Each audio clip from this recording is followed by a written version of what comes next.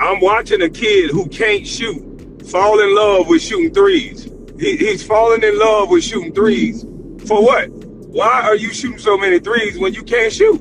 Nobody's respecting your three-point ability. And why isn't J.J. Redick snatching him out the game and giving him an earful and say, run for layups? Bronny is not getting treated like a normal rookie last year and a now second-year player. After watching Bronny James' latest preseason performance, Kwame didn't just criticize, he dismantled the entire situation surrounding Bronny, the Lakers, and the uncomfortable truth nobody wants to say out loud. This wasn't a hate rant. This wasn't trolling. This was a former #1 pick breaking down basketball reality. And it hit a nerve because too much of it made sense. For those of you who whine and cry in the chat because somebody is saying something about a 21-year-old professional that y'all want to treat like a baby because of his daddy and his name, and y'all want to fake like this is about black power, when y'all have no problem destroying Anthony Bennett, Kwame Brown, Russell Westbrook, Oliver Candy, and anybody else not named LeBron and Bronny. So save all that somebody's hating, save all that somebody's jealous, save all that crap. This guy is a summer league player at best. So let me ask you this. Is Kwame Brown crossing the line with this criticism? Or is he the only one willing to say what everyone else is scared to admit? Drop your answer in the comments, and let's talk real basketball. What is Bronny going to do during the season? What position is he going to play? I just don't get it. This kid does not. Let's get into Bronny James and what I saw. What I saw is a kid that needs to get away from his father. I saw a kid that needs to get away from his father and actually be around young players and actually give it a real shot around people that's going to be able to judge him based on him being a young player. Kwame started with the most obvious issue, shot selection. Watching Bronny James on the floor, you don't see a young player trying to simplify the game. You see a player forcing an identity that doesn't fit his skill set. Kwame's words were blunt but accurate. He's watching a kid who can't shoot fall in love with shooting threes. That's not development. That's confusion. When defenders don't respect your jumper, when they're sagging off you, daring you to shoot, the worst thing you can do is keep chucking. Yet that's exactly what Bronny keeps doing. And Bronny, what I think your problem is psychological. Because you knew you weren't prepared for the league, and because of whatever pressure you want to claim that it's your daddy, it's not about his daddy. He plays well in summer league. He plays well in environments where he feels comfortable. He does not feel comfortable in the Lakers gym. All of a sudden, a kid that can shoot good in practice, that can shoot good in summer league, when he goes to LA, all of a sudden he can't hit the broadside of a barn. This is psychological with him. Basketball has always been about knowing who you are as a player. If you're not a shooter, you don't play like one. You cut, you run the floor, you attack closeouts, you get easy baskets. But instead of simplifying the game, Bronny is settling. Pull-up threes, early clock threes, threes with defenders barely reacting. That's not confidence, that's forcing the issue. Kwame's frustration wasn't with missed shots alone, but with the lack of awareness. If nobody respects your shot, why are you making that your main weapon?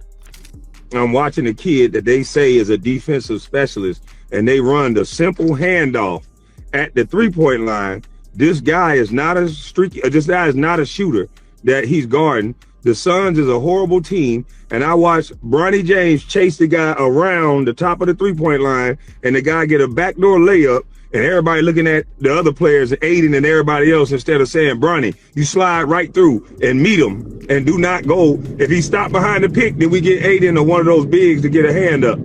But you go through the pick. You don't go around and let a guy get a layup. You don't be in help position at the nail when you got a shooter behind the three-point line and Dalton Knecht and everybody is there already. What are you doing? For people that are saying that he's a defensive specialist, how? Then comes the coaching question, and this is where the situation gets uncomfortable. Kwame asks something a lot of people are thinking but won't say publicly. Why isn't JJ Redick yanking him out of the game and giving him a real earful? Why isn't he being coached like every other young player who messes up? The answer isn't basketball, it's optics. Because Bronny James is not treated like a normal rookie. He's not treated like a second-year developmental project. He's treated like something fragile, like something untouchable. And that's a problem. Not just for the team, but for Bronny himself. Real development requires accountability. It requires being uncomfortable. It requires being told, "You're not doing that again." But when your father is LeBron James, when your agent is Rich Paul, when the entire organization knows one wrong move can become a media storm, coaching becomes cautious. And cautious coaching doesn't develop players, it protects narratives. You can't go all the way down to the free throw line with these pros. You can't do that. It's ball you man. You either one pass away, two passes away. If it ain't Kyle Korver or one of these catch lights out shooters, then you slide through and you trust that your big gonna get a hand up. So for those of you who whine and cry in the chat because somebody is saying something about a 21-year-old professional that y'all want to treat like a baby because of his daddy and his name, and y'all want to fake like this is about black power, when y'all have no problem destroying Anthony Bennett, Kwame Brown, Russell Westbrook, Oliver Candy, and anybody else not named LeBron and Bronny. So save all that somebody's hating, save all that somebody's jealous, save all that crap. Kwame made it clear that the backlash always comes the same way. Anytime someone criticizes Bronny, the conversation instantly shifts. Suddenly it's hate. Suddenly it's jealousy. Suddenly it's, why are you picking on a kid? But Bronny James is not a kid playing AAU. He's a 21-year-old professional athlete in the NBA. And the same fans who cry foul over criticism had no problem destroying Anthony Bennett, Kwame Brown himself, Russell Westbrook, or any other player who struggled without LeBron James's last name. 12 shots for a kid that's not going to shoot like that in the game, that's terrible. Bronny James got to work on being able to hit an open shot, not dribbling the ball like he's some type of hot shot guard, because that's not what he's going to do when he's playing with the starters. When he's playing with the starters, if he ever plays with the starters, he's going to be an in the corner catch and shoot player or out at the wing catch and shoot player.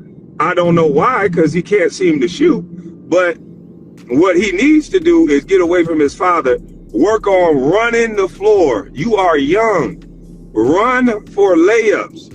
If Bronny run for layups, then it would make the game easier for him. But for whatever reason, I guess because he's standing there and shoot threes with his daddy in practice all day, and there's nobody in the stands, so he's going to make threes in practice. He ain't no goddamn 3D player. That double standard is what fuels this entire debate.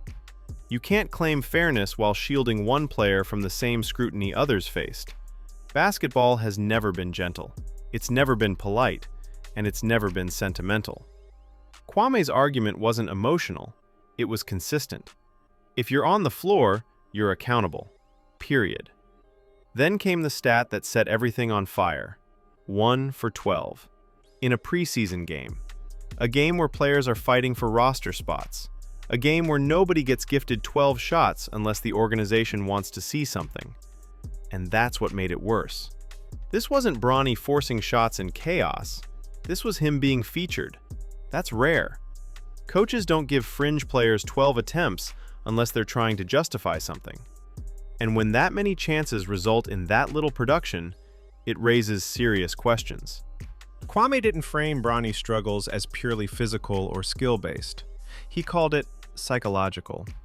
And honestly, that might be the most accurate diagnosis. Bronny plays well in Summer League. He plays better in controlled environments. He looks comfortable when expectations are lower. But when he steps into the Lakers gym, when the lights are on, when the cameras are rolling, something changes. That's pressure. That's weight. That's the burden of a name that carries history, expectations, and non-stop scrutiny. And instead of being allowed to grow quietly, Bronny is being forced into the loudest spotlight in basketball. Kwame made a point that stung. Bronny needs to get away from his father. Not emotionally, not personally, professionally. Every player needs space to fail, space to be judged on their own merit, space to hear hard truths without it becoming a family issue or a media circus. Under the Lakers' infrastructure, that space doesn't exist. Every mistake is magnified, every critique is politicized, and every coach has to think twice before being honest. Kwame suggested something radical but logical: a bad team, a rebuilding team, a place like Utah or Charlotte where minutes are available, expectations are low, and growth is allowed. Where Bronny could play through mistakes, find an identity, and build confidence without the constant shadow of LeBron James looming over every possession. Instead, he's stuck trying to be something he's not: a shooter, a 3-and-D player who doesn't shoot well and hasn't shown elite defense. Kwame broke down defensive possessions that exposed the myth of Bronny as a defensive specialist: missed rotations, poor pick navigation, overhelping, losing shooters. These aren't small mistakes. These are foundational concepts that should already be instinctual. Defense is about anticipation, angles, and discipline. It's not about effort alone. And effort without understanding still gets you cooked at the NBA level. Kwame wasn't nitpicking, he was teaching. But teaching doesn't land well when fans are emotionally invested in a narrative. That narrative, according to Kwame, is legacy. LeBron James wants the story, playing with his son, the documentary, the final chapters. And on a human level, that's understandable. But on a basketball level, it's messy. Because when legacy goals interfere with player development and roster balance, the team pays the price, and so does the player being protected. Kwame was clear. This isn't nepotism in the traditional sense. It's classism. It's access. It's insulation. Other players don't get 12-shot auditions. Other players don't get shielded from criticism. Other players don't get excuses reframed as patience. And that's where resentment builds. The trolls came, as they always do: accusations, personal attacks, attempts to shift the conversation away from basketball. Kwame shut that down fast. He wasn't attacking Bronny as a person. He was responding to what he saw on the court. And that distinction matters. You can critique performance without wishing failure. In fact, honest critique is often the most respectful thing you can give an athlete. The harshest truth might be this: if Bronny James didn't have his last name, this wouldn't be a debate. He'd be in college, or the G League, or overseas, developing quietly, learning who he is as a player. Instead, he's being rushed, exposed, and defended all at once, a toxic combination. Kwame's final message wasn't doom, it was urgency. Time is not unlimited in the NBA. Contracts end, rosters change, narratives shift. And once LeBron leaves, the protection leaves with him. At that point, production will be the only thing that matters. Bronny can still write his own story, but only if he's allowed to be real about where he is right now. This isn't about hating on Bronny James. It's about asking whether the environment he's in is actually helping him. Whether forcing moments is better than building fundamentals. Whether protecting a legacy today is worth risking a career tomorrow. At the end of the day, this situation isn't just about Bronny James missing shots or struggling in preseason minutes. It's about what happens when expectations, legacy, and optics collide with real basketball development. The uncomfortable truth is that protection can be just as harmful as criticism. When a player isn't allowed to fail honestly, to be coached hard, or to earn minutes the same way everyone else does, growth gets delayed. So now the real question becomes this: does Bronny James get the space to develop away from the spotlight, or does the Lakers organization keep forcing a story that basketball hasn't caught up to yet? Drop your thoughts in the comments. Do you agree with Kwame Brown's take, or do you think this criticism is unfair? Let's talk real hoops.